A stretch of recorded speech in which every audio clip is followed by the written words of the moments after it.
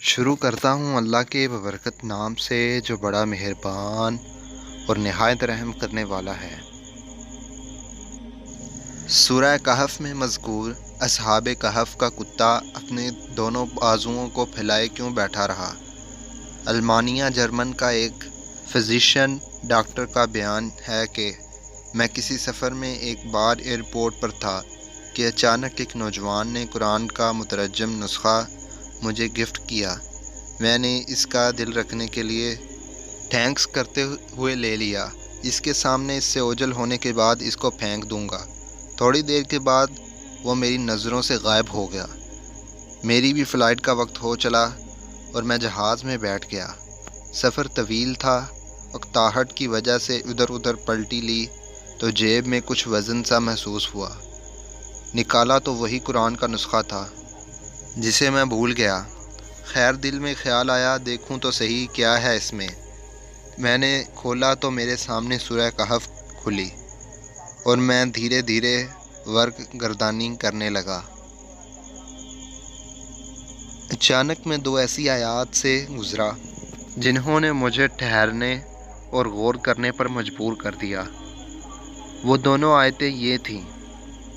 ترجمہ: آپ دیکھیں گے آفتاب بوقت طلوع ان کی غار سے دائیں جانب کو جھک جاتا ہے اور بوقت غروب ان کی بائیں جانب کترا جاتا ہے، اور وہ اس غار کی کشادہ جگہ میں ہیں۔ دوسری آیت یہ ہے۔ ترجمہ: اور آپ خیال کرتے ہیں کہ وہ بیدار ہیں حالانکہ وہ سوئے ہوئے تھے، خود ہم ہی انہیں دائیں بائیں کروٹیں دلایا کرتے تھے۔ ان کا کتا بھی چوکھٹ پر اپنے ہاتھ پھیلائے ہوئے تھا۔ ڈاکٹر کہتا ہے کہ ان کا سونا اور کروٹیں لینا سمجھ میں آتا ہے کہ یہ اس لیے ضروری ہے تاکہ ان کا جسم اگر ایک ہی کروٹ میں رہے تو خراب ہونے اور جسم کا مٹی کے کھا جانے کا خطرہ ہے۔ ڈاکٹر کو اس سے بھی کوئی حیرت نہیں، جس میں ہے کہ ترجمہ: آپ دیکھیں گے کہ آفتاب بوقت طلوع ان کی غار سے دائیں جانب کو جھک جاتا ہے اور بوقت غروب ان کی بائیں جانب کترا جاتا ہے، اور وہ اس غار کی کشادہ جگہ میں ہے، کیونکہ سورج غار میں روزانہ داخل ہوتا ہے مگر ڈائریکٹ ان کے جسم پر روشنی نہیں پڑتی۔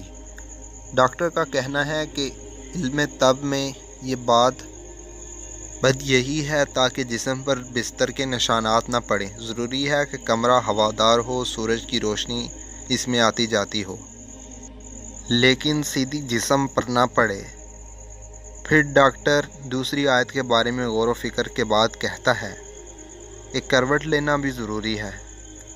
اس لیے ہے کہ ایک ہی کروٹ پڑے رہنے سے جسم پر زخم نہ پڑ جائیں اور پھر اس میں بدبو پھیل جائے اور زمین اپنی خوراک بنا لے۔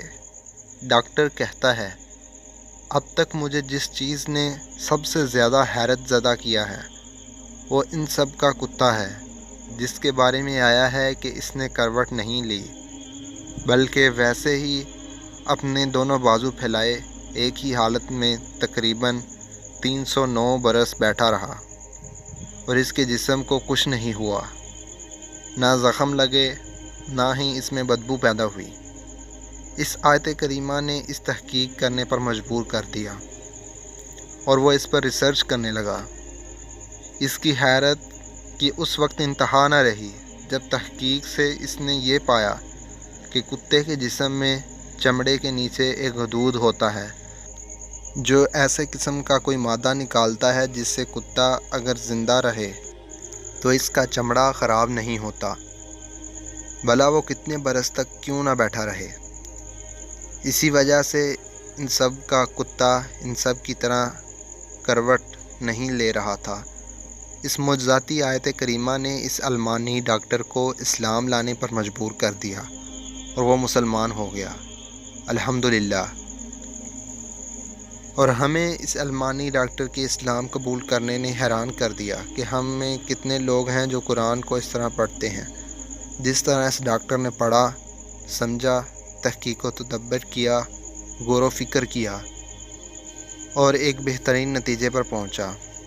ہم نے سورہ کہف سینکڑوں بار پڑھی ہوگی بلکہ ہر جمعے کو پڑھتے ہیں، لیکن کیا ہم نے کبھی اس طرح غور کیا کہ ان سب کی کروٹ لینے کا سبب کیا تھا؟ اور کتا ایک حال میں بیٹھا رہا، اس نے کروٹ نہیں لی تو کیوں؟ اس کا سبب کیا تھا؟ اسی لیے اللہ نے ہمیں تدبر، غور و فکر کرنے کا حکم دیا ہے۔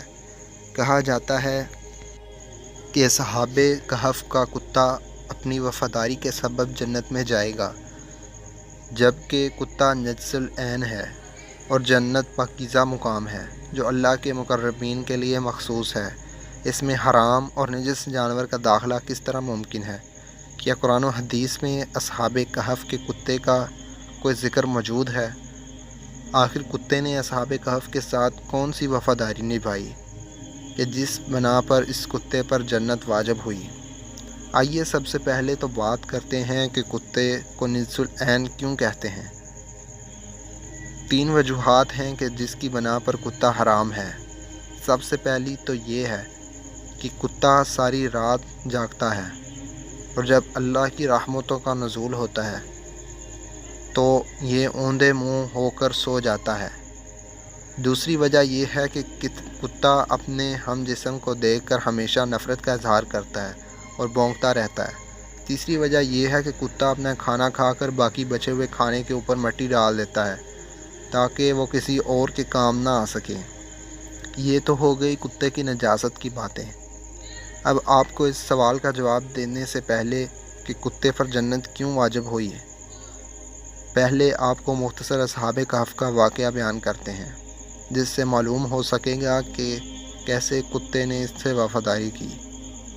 دقیانوس ایک ظالم اور جابر بادشاہ تھا جو کہ آج سے 2000 سال پہلے روم کا بادشاہ تھا اور افسوس کے شہر کا دارالخلافہ تھا۔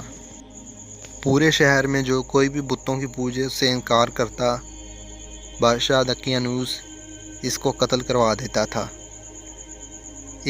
کچھ نوجوانوں نے دیکھا کہ ایک ایمان والے شخص کو جب دقیانوس نے قتل کروایا تو فرشتے اس کی روح کو لینے کے لیے آسمان سے بارات کی طرح آئے۔ یہ روح پرواز منظر دیکھ کر ان نوجوانوں کا ایمان بھی جاگ اٹھا۔ انہوں نے بھی بتوں کی پوجا سے انکار کر دیا اور کھلے عام اللہ پاک کی عبادت کرنے لگے۔ حضرت علی شیر خدا کرم اللہ وجہین سے روایت ہے کہ انہوں نے ان افراد کی تعداد 6 بتائی ہے جن کے نام درج ذیل ہیں، جبکہ 7واں ان کے ساتھ چرواہا تھا جو کہ ان کو راستے میں ملا۔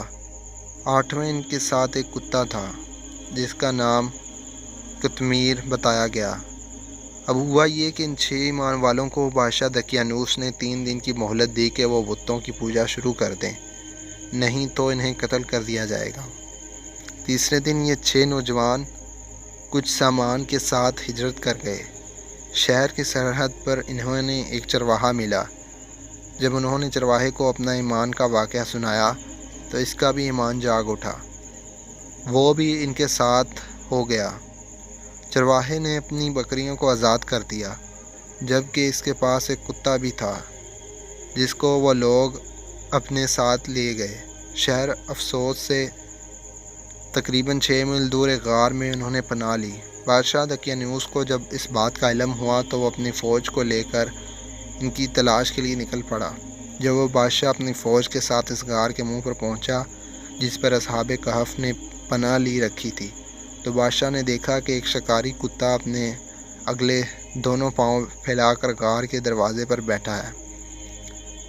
فوج جب غار میں جانے لگی تو بادشاہ نے کہا کہ غار میں جانے کی ضرورت نہیں ہے، کیونکہ اگر یہاں کوئی انسان ہوتا تو یہ کتا ضرور بھونک رہا ہوتا یا پھر ان کو کھا جاتا۔